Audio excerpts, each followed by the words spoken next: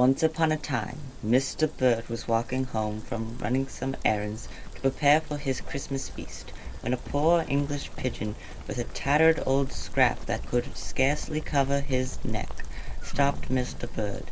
He cooed, "Please, sir, me and my family have no food, and you seem to have so much. Please, just one package of bird seed." Mr. Bird squawked back at him, "Don't touch me!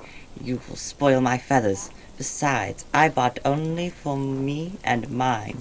It's not my fault I didn't think to buy enough for strangers." The pigeon's wife squawked back at the arrogant old swallow, "You can barely carry what you have, and our son hasn't eaten in days." Mr. Bird turned away from her. "Madame, it's not my place to care for every impoverished bird I meet. There are charities whose job that is, and once in a while I will donate to those charities. I have done my share." He flew off in a huff, returning home to his wife, daughter, and mother. Mr. Bird said to his lovely peahen wife, "I'm so glad to be home. This flock stopped me on the way back and begged me for food. The nerve of some birds, especially that old English pigeon with the ragged old scarf." His little fledgling cooed, "Oh, Daddy, you did give it to them, didn't you?"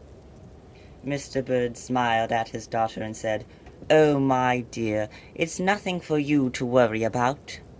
But yet she did. She couldn't sleep all night.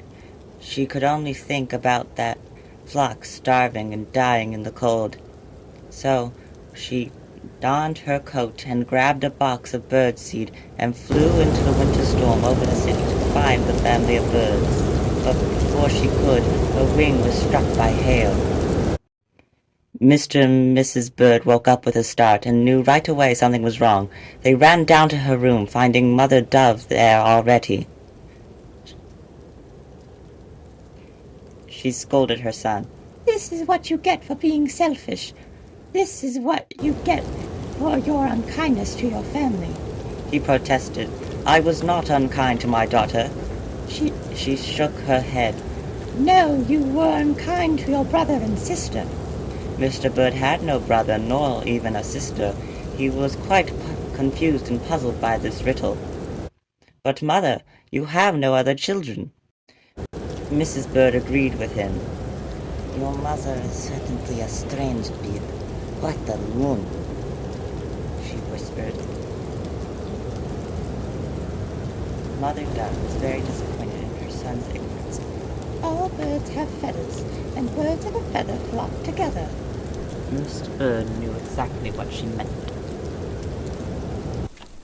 The swallow's daughter woke up in a strange bed. The sheets were in tatters, and the walls of the nest she found herself in was filled with more holes than a net.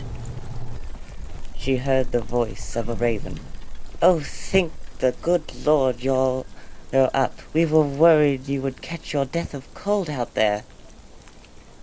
"Thank you," the little bird said.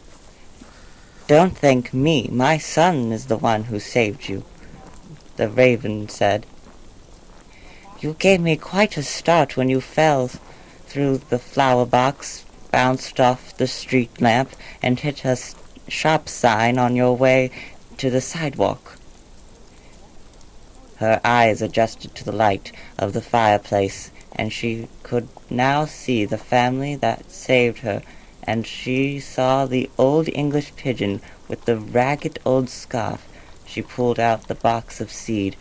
"I have something for you." The pigeon said, "Oh, thank you. You're too kind, but you are hurt and need your strength. We can get by. The good Lord gave his son for all of us. This is the least we can do." Then Constable Cassowary burst in through the door. "Stop in the name of the law! You're all under arrest." Mother Dove tapped him on the shoulder. "No, no, that won't be necessary," the little fledgling cried. "Grandma!" The swallow stepped forward and talked toward the pigeon. "I'm sorry for the way I acted. We are all birds, and all birds deserve good food on Christmas." Then his wife and the neighbors all walked in carrying boxes and boxes of food. The little old nest could hardly contain all the food and love and birds. That day they ate together and made merry, as if they were all one large flock.